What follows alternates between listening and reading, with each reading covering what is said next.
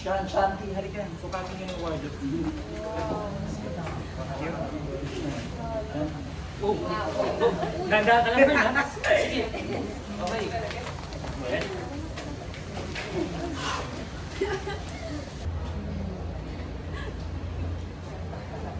Ano to? Bakit ang dami kalat eh? Sino to mga to? Ha? Ano nangyari dito sa dining hall ko? Pag ginawa ng bodega? Reactions, barkada, Jen. Ate, nasa meeting na kasi kanina eh. Kaya ako na yung nag-decide na ipagamit yung dining room mo. Lalaban kasi sa Mr. and Miss Ma kasi sila Shanti at si Shan. So, supportahan naman natin.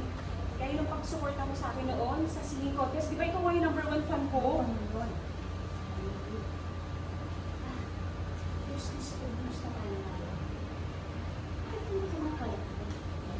Ako pa ba magpapalipas mo?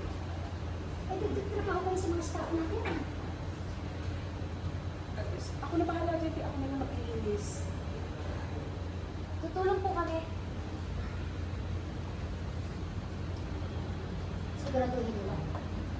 Gusto ko yung malinis. Wala lahat ng mga basuran yan. Next time, magpapapasok ng kahit sino lang dito.